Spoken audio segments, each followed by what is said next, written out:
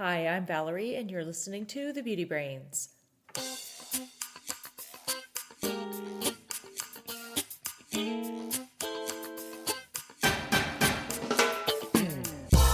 Welcome to The Beauty Brains, a show where real cosmetic chemists answer your beauty product questions and give you an insider's look at the cosmetic industry. This is episode 408. I'm your host, Valerie George, and with me today is Perry Romanowski. Hi, Perry. Hey, Valerie, are you in a beaker? Well, nope. All the beauty's in my brain. So on today's show, we're going to cover lots of questions, including, is it a good idea to load up a product with active ingredients? What do you think of the Ziip Halo device? How do you remove mineral sunscreen from your skin? What do humectants really do in hair? And finally, what is Neogen plasma skin regeneration? But first, that famous or infamous inane chit chat. Valerie, you know how I hurt my leg some time ago, and you know I run all the time, so. Correct. So it was like a torn meniscus, and I went to physical therapy is what you're supposed to go to, and I've gone a few times, and I'm supposed to do these exercises at home, and you know, for the first time I was good at the exercises, and then I kind of just stopped doing them. Well, I thought you had this really great stick-to-itiveness. What happened? You know, I do have that for some things, just not for this. I mean, and the other thing is, like, how do you know when you're better at something? And I guess this also applies to, like, beauty products. Like, how do you know if something's working? Like, my leg is better, but I think if I would have done nothing, it would probably have been better, too. So, I don't know. How do you know you're better? You don't. Right. I mean, it still hurts when I bend it sort of a weird way. And then, you know, there's the whole doctor thing is like, hey, doc, it hurts when I do this. I'll say, well, don't do that. So I don't bend my leg that way anymore. But Well, why don't you just start doing the exercises? Because it's not convenient. You have to wrap a rubber band around like my staircase, and I got to do that. And then I have this app that I'm supposed to follow, and the timing of the video is not on correctly, so it's like and I have to lay on the floor. I don't have, if you know what, if I was at the PT place, they have mats, they have it all set up. It's nice and easy. In your house, you know, your cat is jumping on you when you're laying on the ground. It's just a lot of stuff conspire to make it harder. Yeah, I like actually going to physical therapy because they can provide corrections to your actions. It's amazing how fast the human body cheats. Right. It finds the easy way out on an exercise. And unless you've been made aware of what your cheat is and you know how to not do that, and you don't do another cheat that you're not aware of, the exercise would work. But it's so easy to just not be aware of that at home. Yeah, it is. And so all of these things have conspired for me to not do it. But then my leg, it doesn't really hurt as bad as it did. So I don't know. I think I'm just going to stop going to PT because if I'm not doing the exercises, what am I doing? I would like to challenge you to do the exercises at home for 1 week. All right. I will do that starting today. And then cancel PT. I'm going to go one more time. You know, you make friends with these doctors and they laugh at your stupid jokes and you're like, oh, I like going there. But then I know. I'm like, I don't know. Yeah, I had a good time. Remember last year when I fell outside this coffee shop in Albuquerque and I sure. wrecked my ankle, my knee, and my hip? Yeah. Yeah, I had a great time at physical therapy. I had to go for like 4 months. Wow. Yeah. Well, so I just missed a month because I was in Europe, but Yeah. I have a question. Did you still joggle every day in Europe? I did, yeah. All right, very cool. I haven't missed a day of joggling in 6,166 days.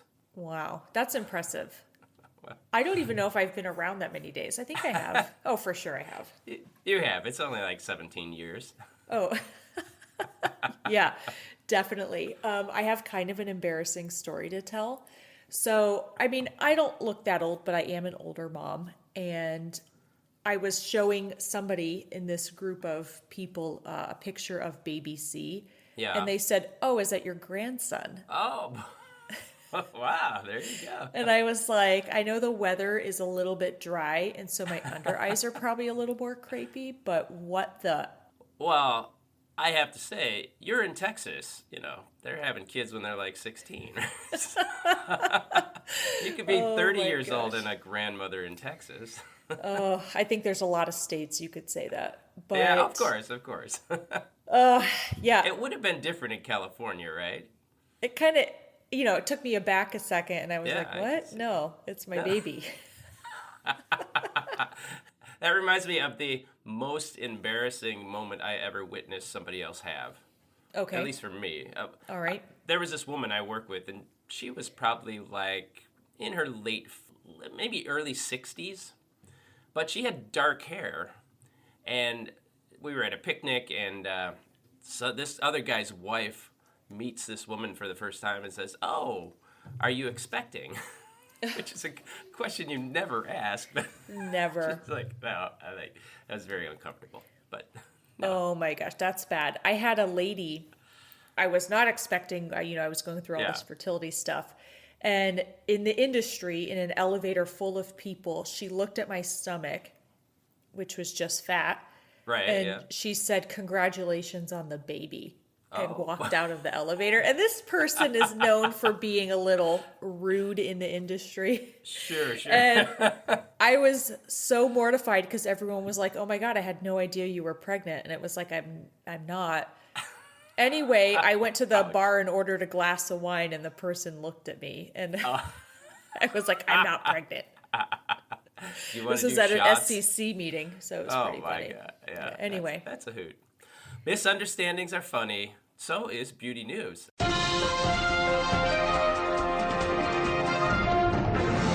well, there's a lot of misunderstandings in the news, and I think you saw a little interesting article. What the hell are skin-loving cosmetics? Yeah, I saw that headline, and it was in Slate magazine, so I read this. And this is more of a commentary article by probably a beauty user. But so anyway, in this article, the author Andy Zeisler, she talks about being annoyed by the term that she's seeing a lot more called skin-loving cosmetics. And I've to never her, heard of this term. I mean, if you look at advertising and such, you can kind of start seeing skin loving. It's kind of like when you buy a car and you never saw that car before, and then when you buy it, you see it everywhere. So once you Yeah. look for skin loving, you see that in advertising everywhere. So she was saying it's supposed to sound warm and reassuring, but it really doesn't communicate any meaningful information. She cites an industry expert who notes that because cosmetic products can't legally claim that they change skin on a cellular or biological level, because that would make them drugs, this kind of vague language is a loophole that can help make your products seem beneficial without having to commit to anything verifiable. And she traces this term skin loving to the broader wellness and self-care trend, and where skin is anthropomorphized as its has needs and feelings, and so your skin can love something. But they do that anthropomorphizing of a lot, like your hair too, right? Mm-hmm. That's a common beauty thing. And so what was once aggressive marketing to like erase wrinkles has now a softer, gentler, more emotionally coded language like skin loving. And ultimately she contends that skin loving is not a meaningful claim, and it's just an illusion designed to soothe consumers' insecurities rather than deliver real evidence-based benefits. I don't know. I mean, skin loving is, I guess it's kind of a newer term, but it's the fact that the beauty industry is making vague claims, that's been going on forever. I'm not surprised that brands are making this. I mean, and I probably have seen it, and I'll actually notice it now. I probably ignored it because it's meaningless. Like to say something is skin loving or hair loving, these ingredients aren't, except for conditioning agents in hair, they just generally are interacting with the skin. It's a little bit, they're agnostic in terms of what they're doing. They're not like, wow, I'm in the skin, let me get rid of these wrinkles for Karen, right? I mean, it's not happening like that. I also think maybe you and I, being in the industry, we sort of will run through that and not really notice stuff like we could just write that off as like, oh, that's just marketing speak. Whereas a consumer probably doesn't have that same view of the industry. They probably think it's actually a great thing to have skin loving ingredients. Right. Or like, oh, this is great for my skin. It loves my skin. Let me do it. My skin loves it.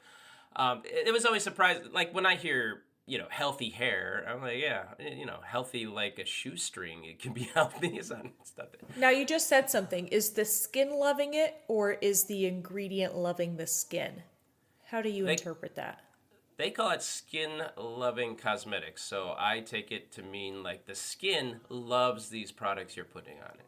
See, I interpret it as because it's skin loving cosmetics, the cosmetics love the skin.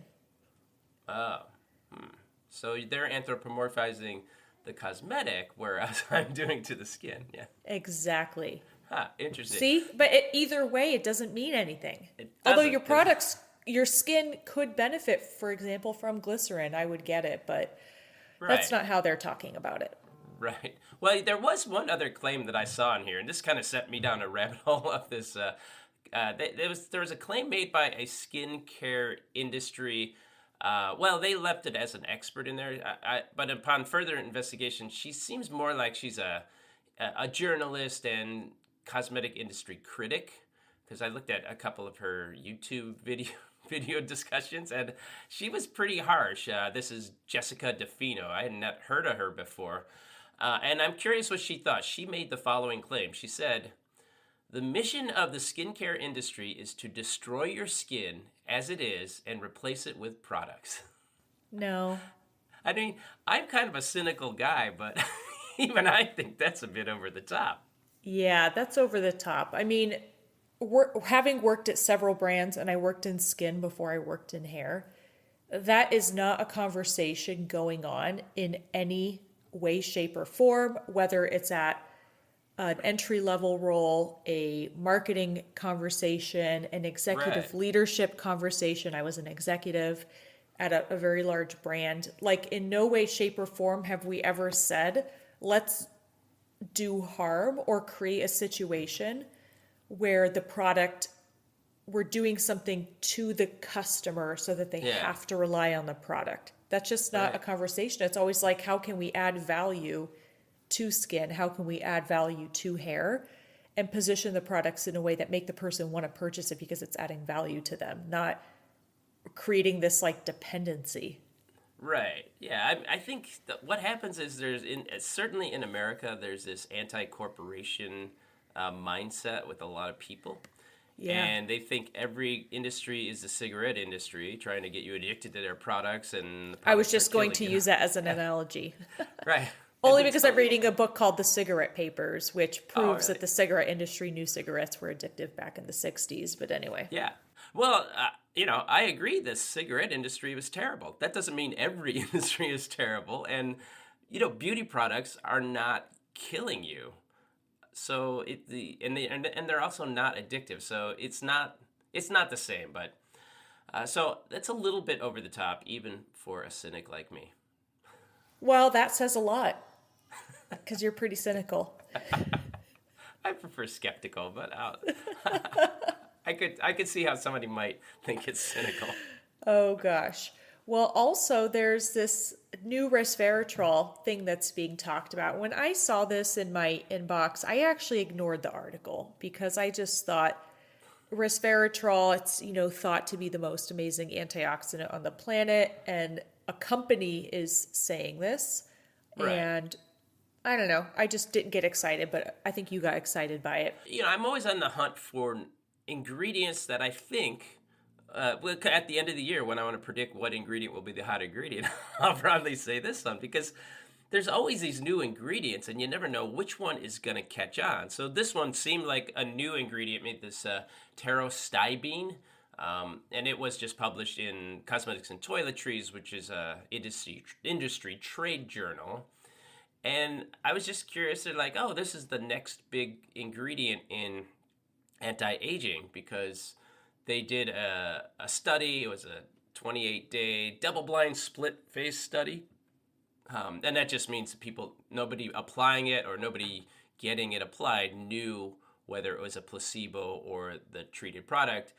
And they said that the product with the 0.1% pterostibene was significantly improved skin firmness, elasticity, and wrinkle depth compared to the placebo-controlled one. And then they do the part where you're like, oh, they compared it to resveratrol, and you're like, resveratrol doesn't do anything. So Yeah. what? Yeah. Yeah, this is kind of a so what, but I guess I wondered that too. The reason that they compare it to resveratrol is because resveratrol is chemically similar. They're the same class of chemicals, and so this is just supposed to be a more stable, easier to work with version of resveratrol. So that's why they talked about it. But I'm kind of with you here. I'm like, resveratrol really doesn't do much, so why come out with No. another ingredient that doesn't do much? I mean, you're going to use it at a low level, so 0.1%, 10,000 a kilo is going to mean what, $10 per in the formula? I think that's $100 per pound. Oh yeah, 100. Yeah, you're Well, no, right. 1% is 100. Right. So 0.1% would be 10. $10 to You use did it at that right. 0.1%. Oh, there you go. I can maths. you know, you know what they do in Europe too. At least in the UK, they don't say math; they say maths with that S at there. I don't think you can put an S on the end of a TH. Can you? Oh yeah, that's how you say maths in the UK. Like to do math? Like what's the... Wherever we would use the word math, oh yeah, I got to do some math. They would say I got to do some maths. I got to study math. They say I have to study maths. Is that the same thing as when you're in New England? If you wanted to say something like Nana and Papa, you would say Nanner and Papa, like you add an R at the end? It could be just the thing, for some reason, the people in the UK think they invented English. It's just, of course, their name is in the name of the language, but, you know, I digress. Oh my goodness. Well, nonetheless, I hope you don't remember this as a really hot ingredient for 2026 because I don't think it's going to make the list. We'll see. We'll see what I come up with in December. I wonder how my one prediction last year is doing. It's no fair to go back and look at predictions until the end of the year. So We're going to wait until December. We're acting like it's the end of the year, Perry, and it's October. I know. It's barely fall. In fact, in Chicago here, it's like 85 degrees. This is summer. I heard it was about the same in Ohio, and that's pretty incredible. The only positive to global warming is my winters here in Chicago are a little better. Now, does this mean you're going to have a harder winter? No. It's all shifting, so. All right. I don't feel sorry for you, ever. Do you feel like answering some questions? I do. Our first question comes to us from Lisa, a patron. Hi, Beauty Brains, newer Patreon supporter. Thank you very much, Lisa. My question lies with a newer aging line called Angie's Actives that states minimizing beauty steps and products. These products have up to 8 actives in each AM, PM product, coincidentally made by her cosmetic chemist dad. Oh. How effective are these products with that many actives? Same goes for another line called Tergian Skincare Maximum Actives. Thank you for your content and chit chat. I learn a lot. Lisa. So she's maxing up the actives. So I was looking at Angie's Actives, and sometimes I feel bad talking about smaller brands who you kind of want to root for the small guy, but also I'm here for the consumer and to help you guys make good choices, and so I'm not here to try to build up small brands. That could be a different podcast altogether. But in looking at these, this is it looks to me like how that what was it? The Korean skincare was the K-beauty was all the rage. Yeah. And it had like 11 steps. Well, this brand is all about you're overwhelmed by all those steps. Work took all those steps and we put it into 2 products. So instead of 11 or instead of the 8 or 9, here are 2. Yeah. I have a problem with that. I'll tell you why. Okay. I have to explain this to people all the time when they ask me to develop a product for them and they want all these actives in it. And I say, well, no matter what, we only have 100% to work out of. Right. So if you want to have 30 actives in your product, we have to make it a smaller percentage because there's only a certain amount of space made for actives. So when you get to a certain point, you can't really use anything at a value that means anything.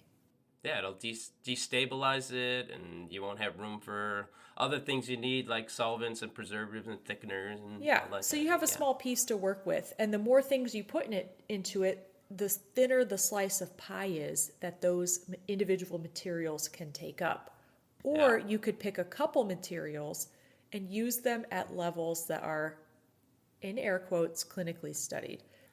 And that's kind of the problem with this brand is that, they if you're gonna load it up with 8 different products, what does it have? Okay, I'm looking at their Active 8 peptide antioxidant loaded one.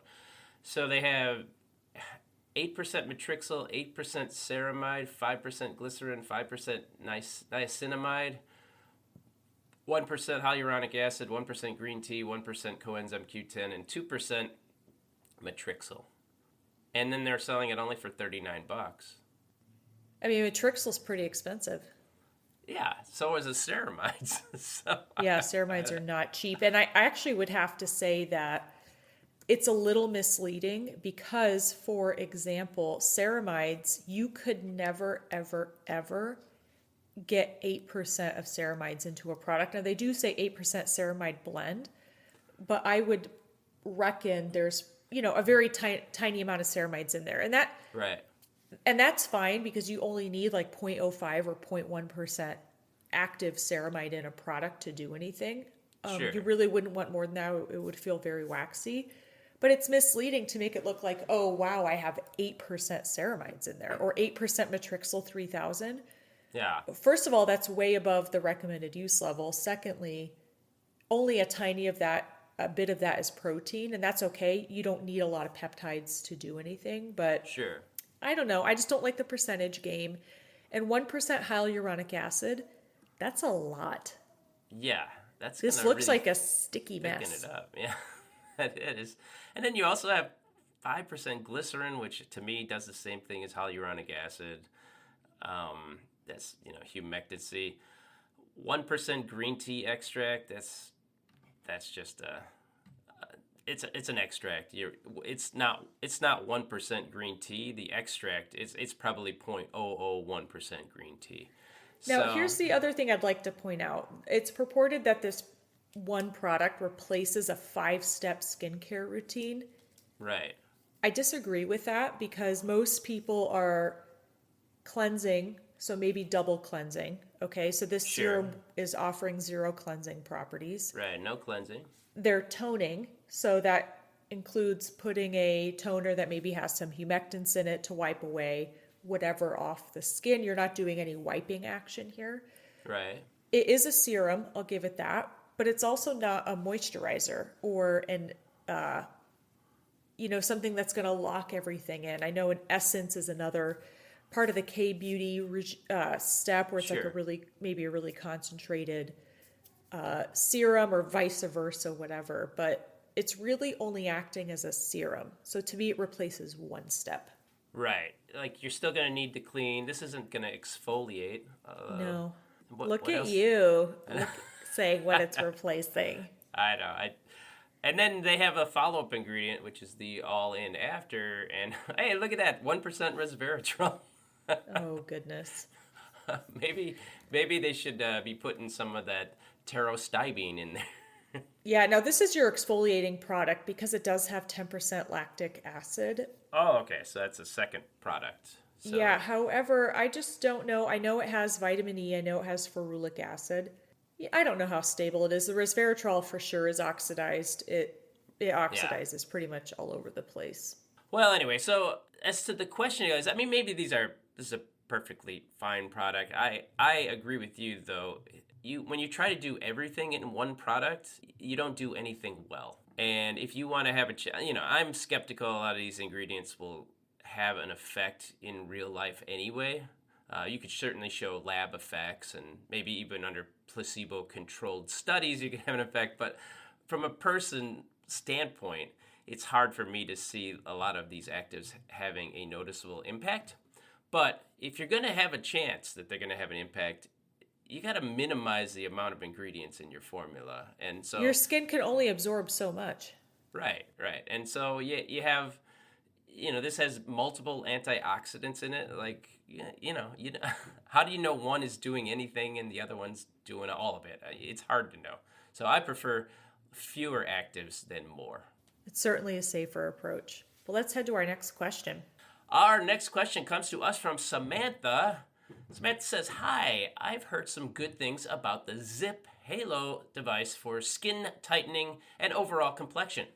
Just wondering if you could give me some guidance, re its effectiveness, and if it's worth the money. I am 38 and wanting to tighten skin, reduce texture and pores, and remove some sun/age spots with ideally treatment, skincare, and or this device. So, I appreciate your time and love the podcast. Sam." The Ziip Halo device. I did a little looking into it, and it's a little handheld gadget, and says that you're going to get salon-level tightening from your couch. Well, it's not your couch that you use. You can lay on your couch while you use it. Mastery of the English language. I actually am familiar with this device. I haven't used it myself, but I have a friend that has it, and they seem to like it enough. So it's a microcurrent, nanocurrent technology kind of a thing? Yeah, microcurrent, I think, has been around for a very long time, but I think this is actually going to be a trending thing in 2026, just my opinion. But this is a little home device that basically puts out a little bit of electric current, not like to shock you or whatnot. But this I can't use it as a taser then? You're doing your skin, someone's attacking, you can zip them. No. Yeah, not at all. Okay. But essentially, sorry, I sidetracked you there. It's okay. It's purported that this current is able to travel in the skin and do all the things that, are purported to be done when infrared light or current goes into the skin, which is improving elasticity, helping reduce the appearance of pigment, uneven skin tone, reducing puffiness, all those types of things. Now, a lot of their claims are around reducing fine lines and wrinkles, smoothing out skin texture, etc. And I think that happens to come from this microcurrent serum that you're supposed to use with it. They call it a conductive gel. Uh-huh. And this gel is, where they get you on repeat, making sure that you buy this product from them. But essentially they say it helps, and they have a bunch of different ones. It helps, basically maximize results on your skin. So not only is the product driven into your skin more, but it's creating this synergy. And the serums, of course, are like over $100.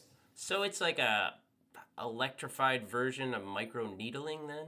Kind of. Yeah, except it's not like piercing the skin, but it's helping get things in the skin. Helps exactly. Push it in there, yeah. And so I have a friend who uses it, and they're pretty happy with it. Although I think they once admitted to me they're not sure if it's doing anything, but they like doing it. So sure. They like doing that. And they actually reverse engineered this product for me because the conductive gel, because it's expensive. I mean, they're charging $130 for this conductive gel, but it's really mostly like butylene glycol. And maybe some of them have like niacinamide or whatnot, but it's primarily butylene glycol and glycerin. Wow. The cheapest things on the market that you could put in. Although those are very effective, humectants. They're very effective and very gel-like at high levels, providing a lot of glycerin. So I'm not knocking them, but I'm just saying $130, really? Yeah.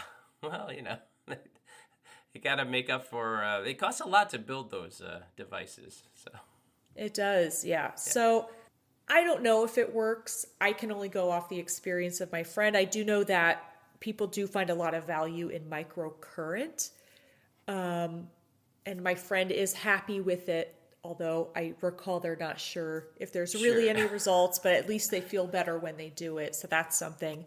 But it's one of those things, you spent a lot of money on something. You really don't want to say, oh, I wasted my money. You'd rather say, oh, maybe it's doing something. Yeah.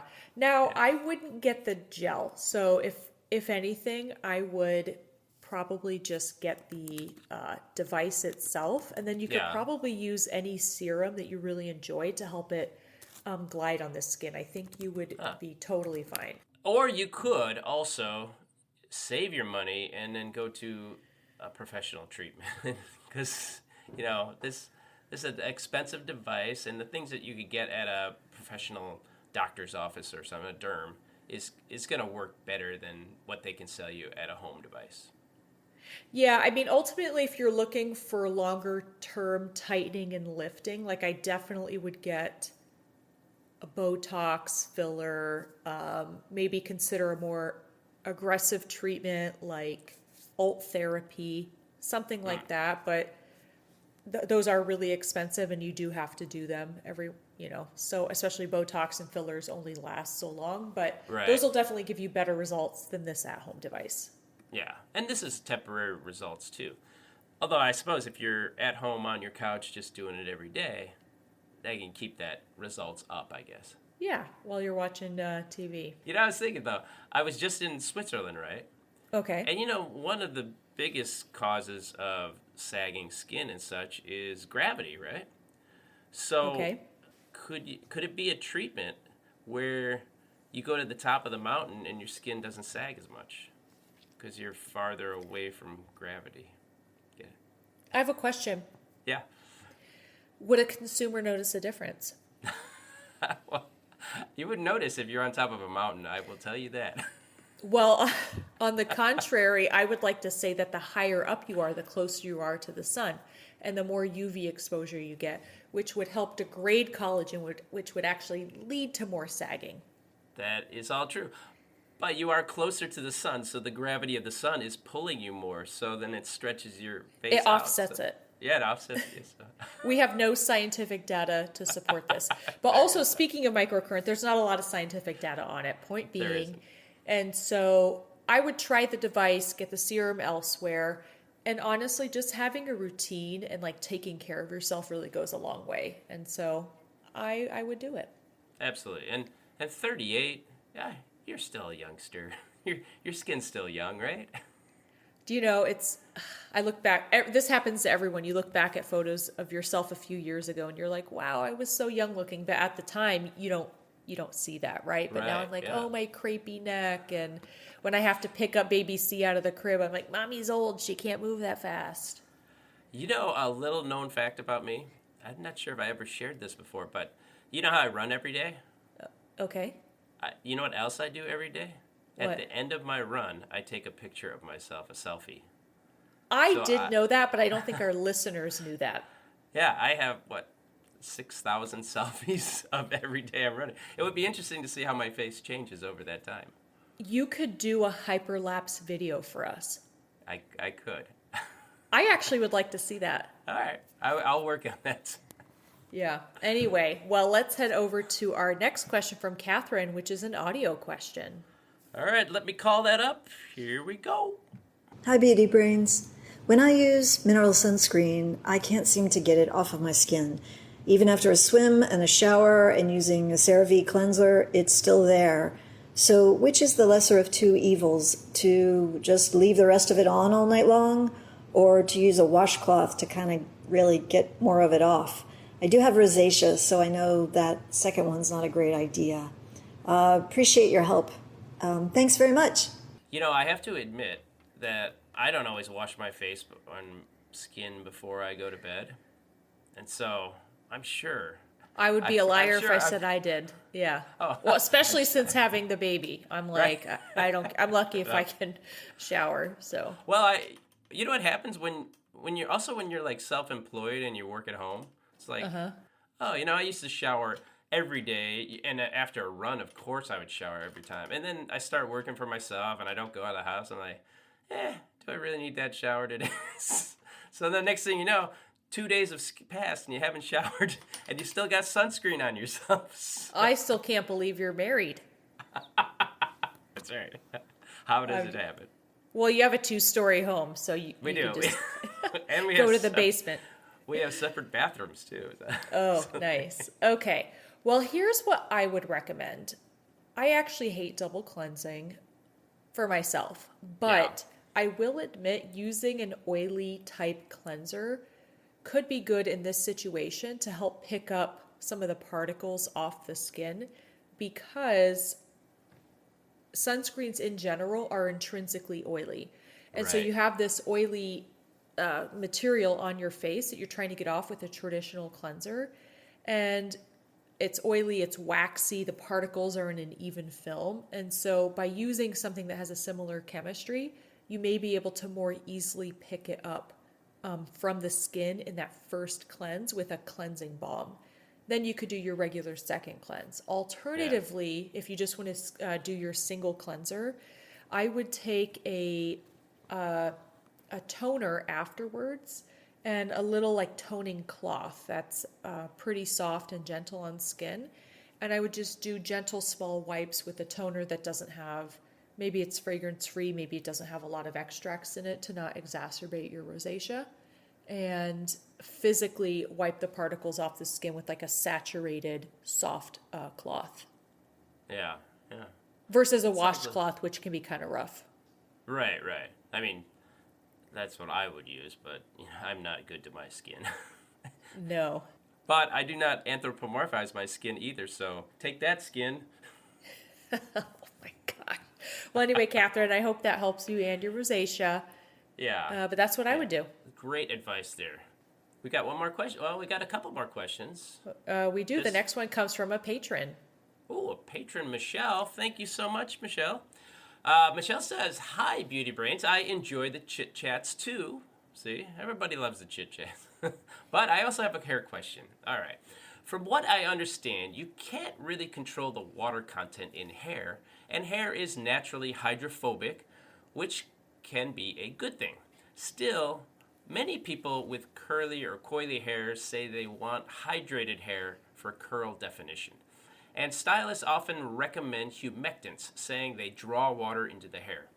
What do humectants actually do in hair products, and can hair truly be hydrated? Those are very good questions. Yes, and it's not a clear-cut answer. So, yes. Well, let me tell you just first off, not related to hair, what it's doing in hair, but one of the reasons that you find humectants in products is because it can help to stabilize the formula. So this is just a nerdy chemistry formula. Yeah, it's not always for humectancy.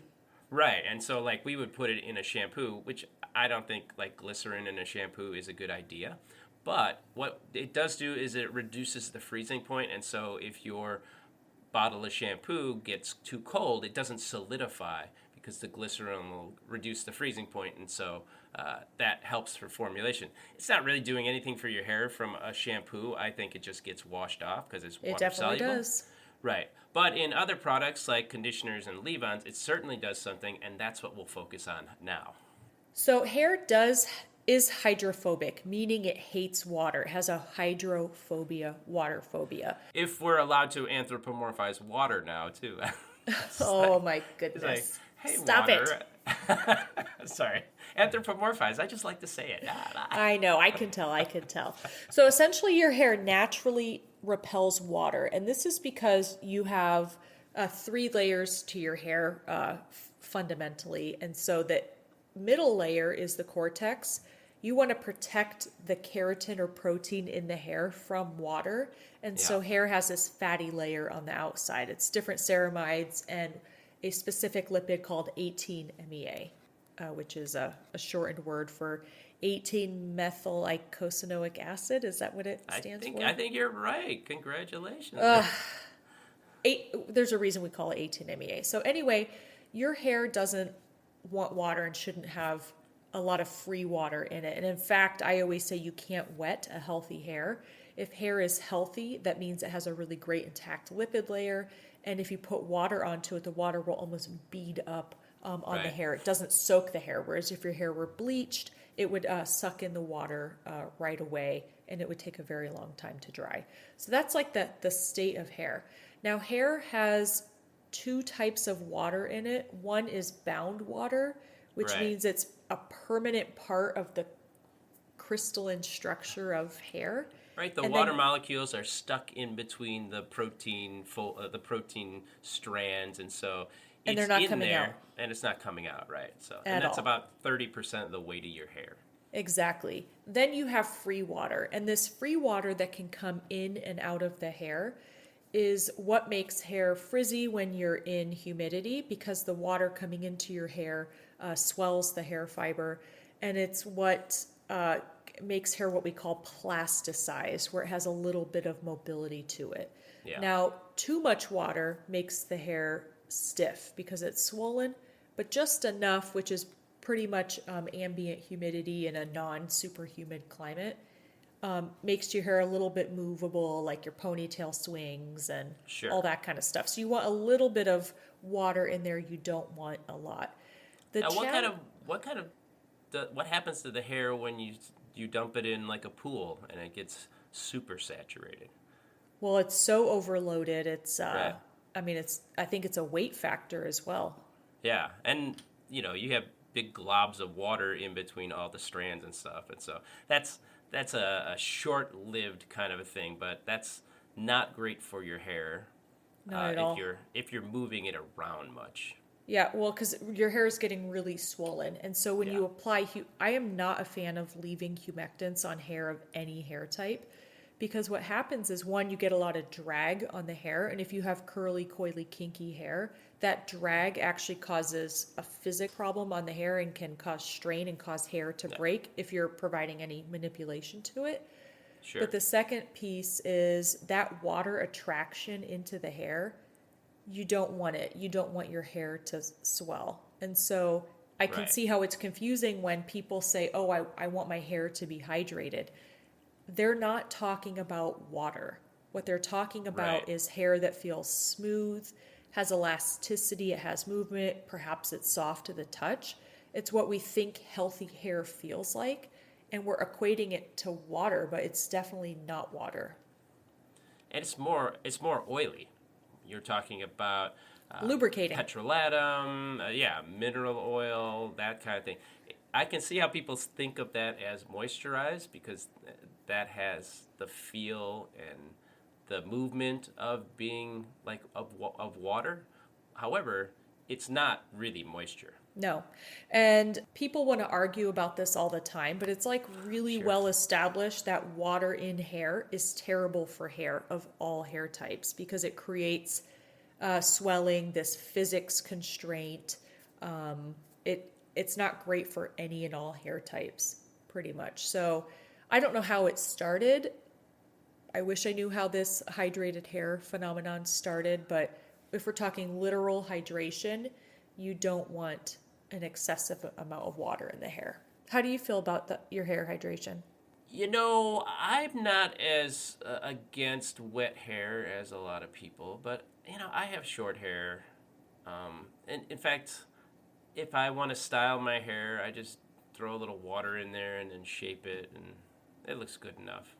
Sometimes Yeah. you get these little things sticking up on your hair, and you just want to pat it down. So, you can just lick your hand and then stick it Ugh, down. that is gross. But I guess cats But do it's that. effective. Yeah, maybe that's where you got it from. Right, Well, I'm it's practically a interesting. cat. I'm from the Midwest. I'll say I'm from the Midwest. And there's a nice amount of humidity there. And so it lent There the is a nice perfect amount. weight to my hair where I didn't have too much water in it. Right. So it wasn't frizzy, but my hair laid nicely. In California, the air is so dry. Right. I didn't have that weight to my hair, so my hair was bigger but less frizzy. And then in Sure. moving to Texas, people say people from Dallas, oh, Dallas isn't humid. I'm sorry, my lungs felt like they were full of water when I moved here. And my hair is basically a frizzy mess 100% of the time. Wow. That sounds like a great move. The air, of course, there's it's humid there, right? Isn't that how like cactuses get most of their water? Like just in the humidity, and they'll No, grab it I out of the air? think they get it from random. Maybe that can happen, but they get it Sure. from deep in the ground, Huh. like really deep in the ground. And so when it rains, like there's no cactuses in North Texas, right? They're all in the south where it's Right. humid but a little drier towards the west. Huh. If that There makes you go. sense. Who knew this would turn into the cactus brains? I don't know anything about cacti, I don't know. but I know either. that they're Although not grabbing it from the air. I, I think that's an open question. Don't plants just in general respirate? At nighttime they pull a little out. No. Well, if I just use Google, it Sure. says cactuses have really clever strategies for water, and the main source is rain and dew or fog on their spines, root systems, Huh. and then they store it. So the spines will collect dew, which is water from the atmosphere. Look, we're both right. Well, I mean, I love how Perry twisted that into, but that's not what you meant. You didn't mean condensed atmospheric humidity. I think we'll have to go back and check the tape. Our last question comes to us from Buzz. Hi, Beauty Brains. I've seen this product, Neogen Plasma Skin Regeneration. So how does it work? How long has it been around? And how helpful and effective is it? Neogen plasma. So another device. Boy, people love their devices. I hadn't heard of this one. So what I did was I went to YouTube Okay. to check it out. And it turns out this is like a derm treatment. Okay. So what it's called is plasma skin regeneration. So basically the Neogen device, as they say, uses nitrogen plasma, Okay. which essentially is just air. Air is mostly nitrogen. The air that in our atmosphere is 70% nitrogen. Yep. So the air gets zapped with electricity, becomes superheated, and then that turns it into plasma, and then they shoot the plasma into your skin to deliver a little burst of heat. And then that heat, it internally will damage your skin, like in a specific spot. And then the idea is that the You mean a specific depth? Right, a specific depth. And then that's going to cause the body to react to that and then start building up collagen and elastin and restoring your skin. So you damage your skin to make it better. That's how most of the treatments work, like microneedling by a derm. Yeah. It hits actually, not a derm, excuse me, a esthetician that's licensed to do it, or a dermatologist at a med spa. They can go down to the dermis. My exposure to plasma starts with the movie Ghostbusters. Okay, yeah, the green guy, yeah. I The just- plasma machine, sure. Don't feel like this is good for your skin. Well, plasma is the fourth state of matter, right? Right. Solid, liquid, gas, plasma, and the only place you find it is on the sun, and apparently in your derm's office. Yeah, that's what I mean. It must not really be plasma, right? Right. Yeah. No, I mean it could be plasma. It's just like on a tiny level, because plasma is just A the giga nucleus, level. the nucleus moving around. So it could be like a little tiny bit of it. So I'd like to see their proof. I'd like to see their proof. Well, that's And where they thought, like, this is good for skin. Well, essentially, it's a controlled injury, and this heat damage. You're damaging your skin, but it causes the upper layers of your skin to peel, and the idea that that's going to stimulate stuff going on at the lower levels, without burning your face.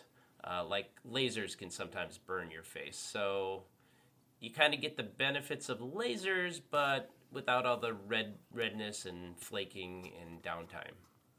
I guess that's the idea. Watched a video of it as well. Okay, yeah. And I'm not interested in doing it. It just, You know, I don't know. I don't like the look of it, the sound, the stamping. Maybe it didn't Yeah. help that the lady's face looked like she'd had way too much stuff done in her lifetime. And so I'm like, Probably. is that what my face is going to look like? I don't know. I wouldn't try this one. They had me at the word plasma. I'm out. Plasma. Well, curiously, this product first came out back in 2006. That's when Oh, it wow. was cleared by the FDA. So it's been around for like 20 years. And the fact that it's not widely known or hugely popular could suggest something to me about how well it works, right? Because if it was really great, everybody would be doing it, right? I mean, I feel like a lot of people have done it. And when I look at the beauty magazines, and scanning a few articles, people have said, yeah, like it makes my skin really tight, which maybe I could use it on my neck now that we're talking about it. While you're on top of a mountain? What? Just my neck only. All right. Speaking of top of the mountain, I hear a song in the distance. Oh, that is the song. Well, I guess that's the end of the show. Thanks for listening. If you get a chance, head over to Apple Podcasts or Spotify and leave us a review. That will help other people find the show and ensure we have a full docket of beauty questions to answer. You know, I've been enjoying the comments that I've seen over in Spotify, so that's always fun. So keep them coming. Thanks, everyone. And if you have a question, you can get it answered here on the show. Just record it on your smartphone and email it to thebeautybrains@gmail.com. Or you can use the form that we have in the show notes and just fill that out. Or we also have a phone number if you want to call it in. Just 872-216-1856. That'll get you there. To our voicemail. Now, is this a toll-free number? Is that even a thing anymore? This is it's toll-free. I mean, it's a Google number. Right? But is that important anymore? Like that it's toll-free? No one's paying long distance anymore. You know, Valerie, this is why that lady asked you if it was your green card. Toll free. Oh my gosh! Remember when we used to pay for long distance things? Like it was more. Oh my long gosh! Distance call? Yeah. Oh my god. Hey, you know what else? The Beauty Brains are also on Patreon. If you like the fact that we don't have commercials here and you want to support the show because it is not free to produce the show. You can help us out by subscribing at Patreon. Go to patreon.com/thebeautybrains and subscribe at any level.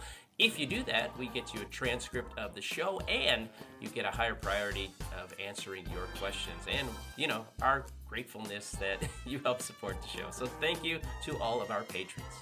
Don't forget to follow us on our various social media accounts. On Instagram, we're at The Beauty Brains 2018. On X, we're at The Beauty Brains. On Bluesky, we're at The Beauty Brains. We have a Facebook page, a TikTok, and a YouTube. Wow, that is a lot. We are out there and loving it. Oh my goodness. Well, thanks again for listening, everyone. And remember, be brainy about your beauty. Thanks, everyone.